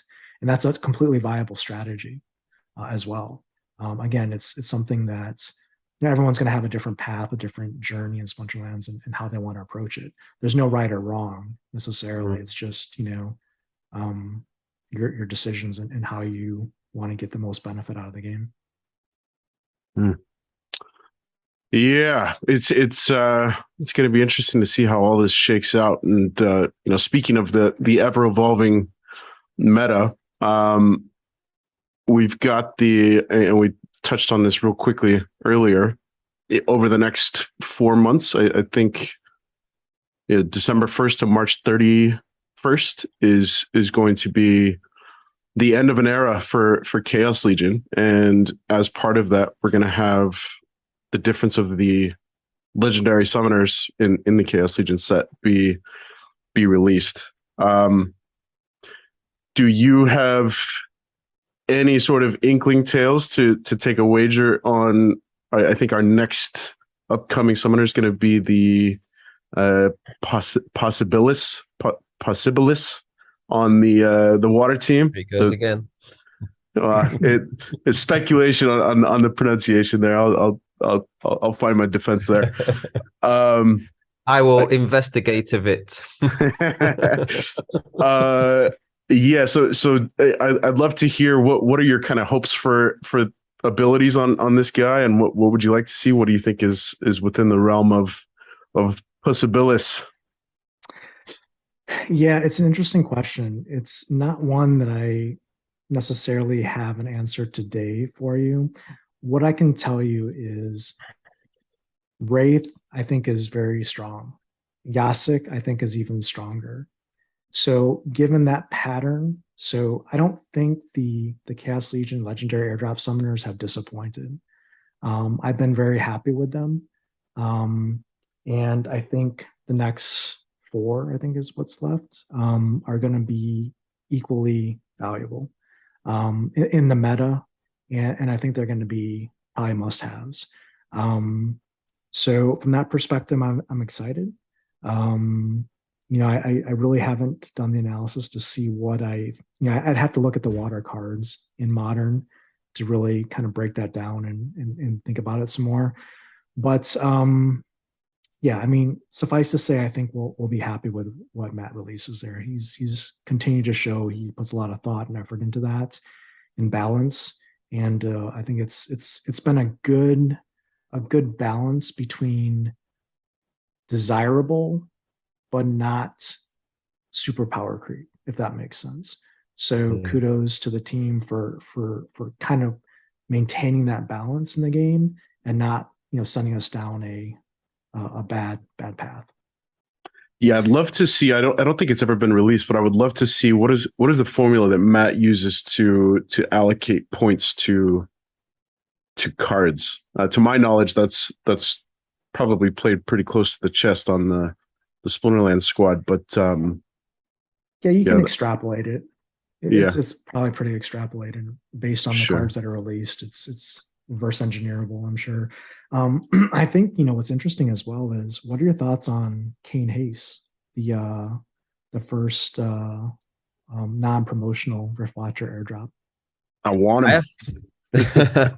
I haven't played with him personally, but I saw you're a big fan, right? In like equal ability. Was it? Equalizer. Yeah. Equalizer. Oh, he's got to be a no-brainer in Equalizer. That, I mean, his primary downfall is that HP, and as soon as he's equal for the match with everybody else, tossing 5 blast magic damage is it's tough to get around. And we all have seen how powerful Reflection Shield can be, stopping the Jotuns pretty much single-handedly. With you could toss an Oceanus Tidebiter, and all of a sudden Jotun's completely silenced. But yeah, I've yet to play with him. I have been defeated by him a couple of times. I keep waiting for that price to go down. I think until we see additional Riftwatchers packs open up, which of course I don't think is going to happen until we see SPS start to rise again. Unfortunately, I think he's probably going to take a back seat for me as in terms of a priority to get into my collection. I'm going to 100% be prioritizing the Chaos Legion legendary summoners, but I very well could be renting out Kane Hayes. I'm anxious to play with that card, and Death is probably my favorite Splinter to begin with. So that's yeah. For sure. How about you? That's why I asked. Yeah, I think he's like, from if you compare it to like a squad combat perspective, he's like a sniper rifle. He is specialized but lethal, and especially for the Equalizer rule set, I mean, he's a no-brainer because Death already has so many good cards that excel in Equalizer. But there's other use cases for him as well. But that 5 at max level, that 5 magic damage with Blast is huge from a DPS perspective. But the Reflection Shield is also super huge because Magic Reflect never impacts you.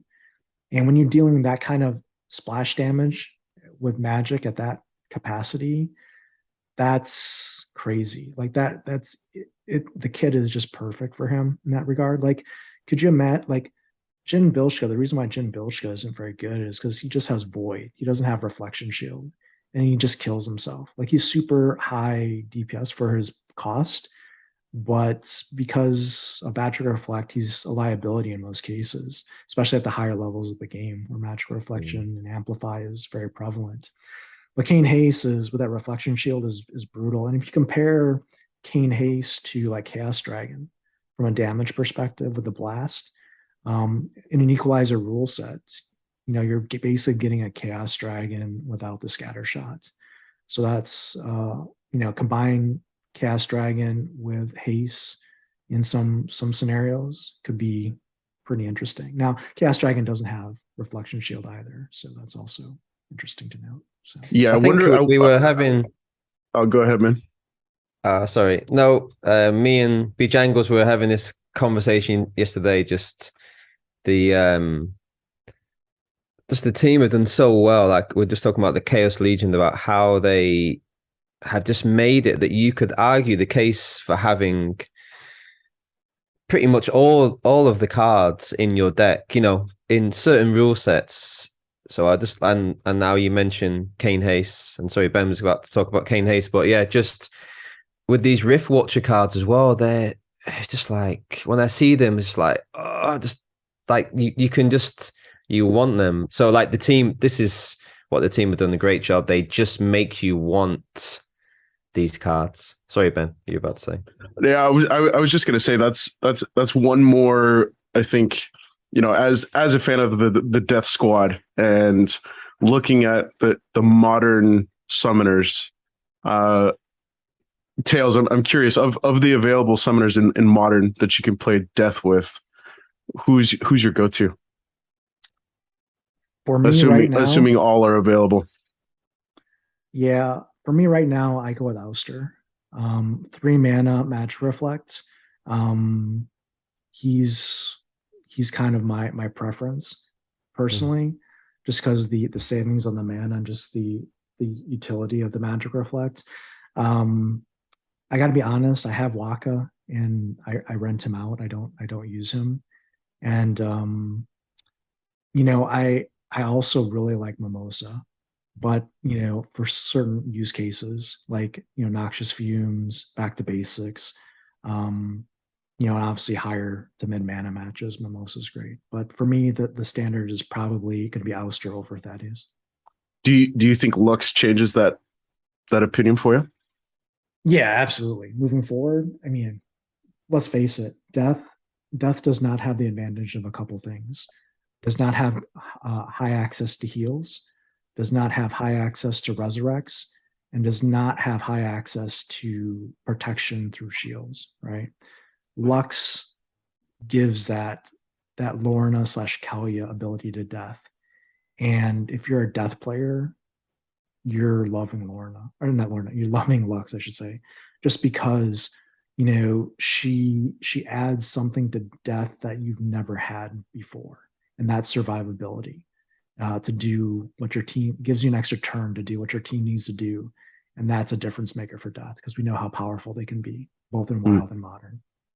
Yeah, that was certainly a contributing factor to my decision to pull the trigger on Lux is getting that Kelia aspect into Team Death, and Death just has some fantastic speed meta that I think Lux continues to unlock for the overall potential for that squad. And yeah, I think all three of us are probably in the same boat in terms of excitement for what's to come with the Chaos Legion legendary summoner. I would love to see for the first time, maybe. I don't think it's going to happen, but potentially we see some buffs instead of debuffs with our legendary summoner to come. Absolutely. And I think just real quick, what's interesting with Death is Waka. One of the challenges with Waka that I always had using it was I never could get the sustainability on the Death team for the poison to do its work. Now I know Lux is not Waka because Lux doesn't have poison, but one of the challenges with Death, generally speaking, like you said, they're fast and they have great DPS, but because they're a lot of debuff heavy in some cases and also not huge health necessarily in a lot of cases, having that extra sustainability, I think is interesting to see how that might change the Death meta moving forward. Yeah, I just wonder, like Ben, you've played with Lux a little bit already. Is there any other splinters that she really helps to benefit apart from Death? I think it's too early to tell. I played a handful of matches last night. Lux, it was one of those lessons learned where you get the new toy and you get burned immediately trying to squeeze it into the equation. And I tried to apply those lessons learned in my ranked play yesterday. I think Death is the biggest winner from Lux from purely a Splinter standpoint. But I think there's Fire. They don't have much shield protect, right? Yeah, Fire is another one on paper that looks really good. Yeah, I think Earth also. Earth can be a really fast squad. At the higher levels, the slip spawn gets slow, the fiend gets slow. There are some really fast cards in Earth that can benefit from additional speed manipulation. Yeah, so too early to tell, but Death is the early favorite for me. Tails, you and I had kind of conversed a little bit on Twitter around Dallin.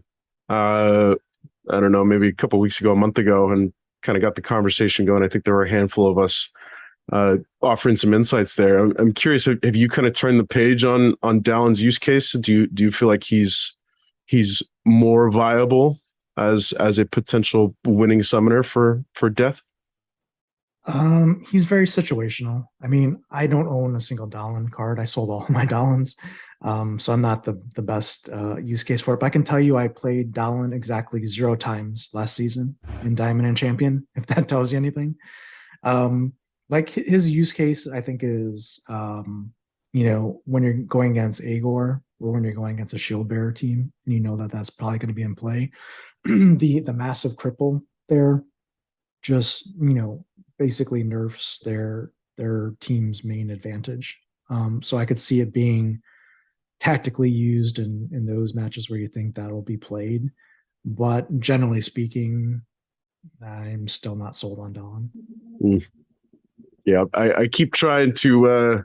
He is one of the toys I keep trying to squeeze in, and I found value in the low. So I love Dallin in Divine Shield and armored up matches. So he's a great play against the likes of Lorna also. Yeah, and yeah, it'll be interesting to see if we do get some cards upcoming that kind of start to shift the narrative for somebody like Dallin. I think you might be the only guy playing him, man. Yeah, I've probably got a pretty good win record with him. If that's the case, Summoner Lab, where's the stats at, man? Yeah, I think my challenge always with Dallin is that the cripple can never take your health below 0 and kill you, which means even if your cripple is successful, you still need another attack or another monster or another turn to finish the job. So that was always one of the challenges that I had, on paper dealing with Dallin. And also one other quick thought, when we talked about Lux with Earth, Lux will be interesting against the Obsidian Queen Mycelia mirror match because you're going to have an extra shield over the Rust. So just keep that in mind as well. Yeah, great call. Cool. Okay, so is there anything you want to discuss, Tails? So we're kind of heading towards the challenge section. Is there anything else? Yeah, I think we covered a ton of great stuff and great conversation. I think maybe the only thing I'll just close with is maybe just a quick topic talking about, the crypto market in general and kind of things happening outside of Splinterlands that could impact Splinterlands indirectly. And unless you've been living in a cave recently, right? So you've probably heard of this guy named Elon Musk and his acquisition of Twitter recently. And he's impacting change at Twitter. Lots of things are happening over there, that you could maybe say are good or bad, depending on which point of view you have there. But one of the things that's been talked about that Twitter might do is introduce like a wallet or crypto wallet function or feature inside Twitter as an app or a use case. And I think that is something that's interesting as Splinterlands players because it's really integrating social media with crypto. And does that sound familiar? Does that ring a bell to anyone? You may not. It may not be something you think about on it, initially, but what is Hive? But social media integrated with a cryptocurrency. So if Elon Musk is able to integrate a crypto wallet into Twitter and kind of expand on that and make it, a thing, whether he does it with Doge or whatever he does it with Cardano, what have you, right? We already have an interesting use case at a head start with Hive, right? With the peak D posting and getting rewarded crypto for our articles and our blogging and our things there. So if that suddenly gets mainstream and gets traction, what does that mean for Hive as a blockchain? What does that mean for Splinterlands that exists on Hive? And what does that mean to new users and visibility, right? So I'll just leave you with that thought. It's something that I don't think, many have talked about yet, but I think it's something that, depending on how it plays out, could be very interesting. Yeah. I don't even know where to begin with that. We at the People's Guild have very recently, within the last couple of months, really started investing time into Peak D. And it's such a great model, and it really rewards putting out high value content and that sort of stuff. And I wonder if, I'm not going to speculate at all. I hope that Elon does some pretty cool things with Twitter. One of the first things I want to see is an edit function on the damn tweets. So Elon, if this podcast comes anywhere near your airwaves, get the damn edit button plugged in there, man. Tails, do you care to expand on that thought at all, or are we just throwing it out there for people to start mulling over? Just food for thought for now. We'll get into more detail, I'm sure, as things progress. Love it. Hey, I just want to say a big thank you for coming on. I know people can find you on YouTube, Tales from the Cryptmancer. Is there anywhere on Twitter as well? Is that your usual handles? Yeah, it's at Mancer Tales on Twitter.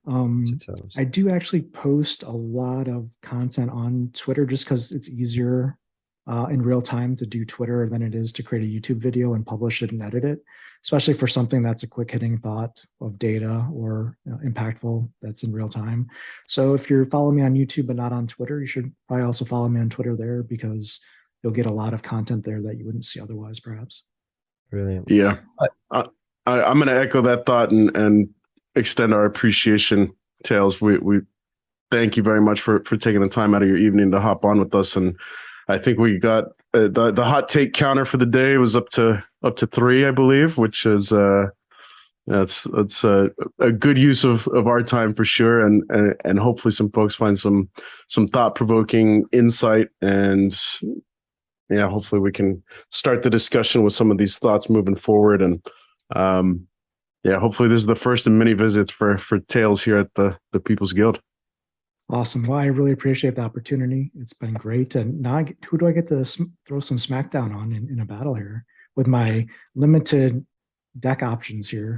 It will be the both of us, hopefully, if we can. We try and get us both on, if that's okay. But yeah, I just want to say, echo again.